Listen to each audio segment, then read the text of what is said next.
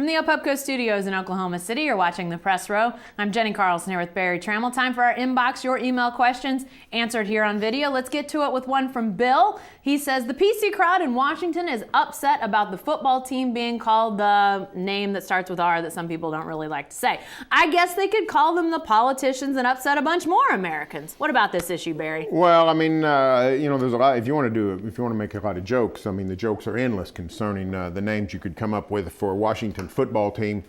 But the truth of the matter is, Daniel Snyder is going to have to change the name sooner or later. I mean, whether you like it or not, the ball's rolling, the momentum's building. And the truth of the matter is, Redskins in 21st century America, Redskins seems out of place. It's derogatory to some Native Americans.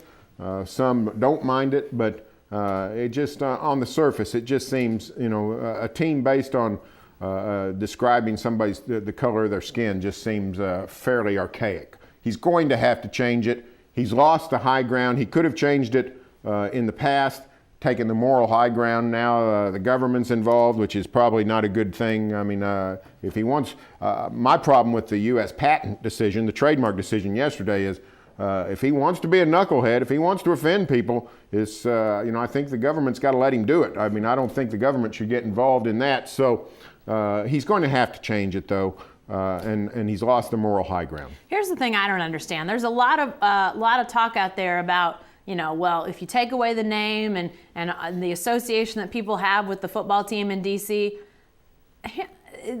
does it matter what they're called? Is it suddenly like if you change the name, people that live around the Washington, D.C. area that have long been fans of that franchise are going to say, I'm done. That's it. Not going to cheer for them anymore. Of course not. They're going to continue to be fans. They're going to buy the new merchandise. They're going to chant new chants because the team name has changed. I mean, think about it when the Thunder came to Oklahoma City. If they'd have called them the Barons, if they'd have called them the Energy, it wouldn't have mattered. Ultimately, people around here would have still been fans of this team. Yes, they associate with a certain name with that team in Washington, but if you change the name, they're still going to be fans. It's not like they're not going to be fans. I don't get that argument at all. All right, what about this one, Barry, from Julia? She says, do the NBA teams, specifically the Thunder, have someone on staff who is there to counsel a player going through a deep downer? Since a big part of the game seems to be mental and emotional, surely they have someone like that. What about that, Barry? Well, she's talking about like a staff psychologist. Yeah. And as far as I know, the Thunder does not have someone that's designated in that regard. Interestingly enough, a lot of university athletic departments do. OU has one that I know of. And now I think the Thunder probably has some people that serve that role, whether it's assistant coaches, whether it's confidants, all kinds of people. But if the Thunder doesn't, I think it's something they will look into at some point because they can. It is an important part of an athlete, a mental attitude and staying on top of your game and being positive and those kinds of things. And I'm surprised that I haven't heard about this. That's why I threw this question in there. I thought it was a great question. The Thunder thinks of everything. If they haven't thought of this, they will. Well, and they have health professionals on staff or on standby for just about every other thing you can think of. I mean, they've got doctors of all ilks for all sorts of things for the Thunder. And yeah, if you think about it, that mental side of things is a huge part of it. So I would think, but I'm also thinking that there aren't a ton of professional teams anywhere that have that. Now, the Thunder's sort of been on the cutting edge with some of the things that they do when it comes to off the court and that sort of thing. So they may be in the cutting edge in the mental area too. Yeah. Now, when you said that, like NFL teams particularly, they have like life skills coaches and people like not really worried about your mental health, just worrying about your social behavior. Right. But I think you're right. It's a little bit different path than what we're talking about here. All right, back to the inbox. This one from Bob. Bob says, I would be interested in hearing your position on where Gregg Popovich sits among the all-time great NBA coaches. 5 NBA championships. Well, I mean, I think most people would put him in the top 3 with Phil Jackson and Red Auerbach.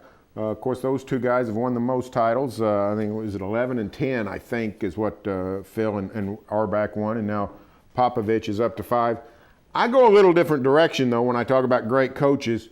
Phil Jackson was a great coach, especially when he had unbelievable rosters. When he had Michael Jordan on his team and when he had Kobe and Shaq together, or Kobe and Paul Gasol, he won titles.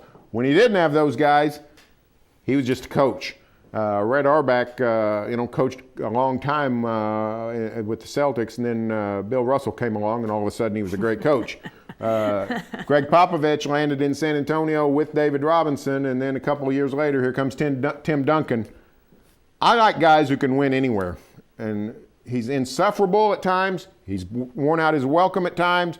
He moves on quickly. But if you're looking for somebody to just coach up a basketball team, I don't think you can beat Larry Brown. He goes to the Clippers when they stunk. They're in the playoffs. He goes to the Pistons, he wins an NBA title. He's been at 7 or 8, he goes to Charlotte, gets in the playoffs. Everywhere he goes, his team wins.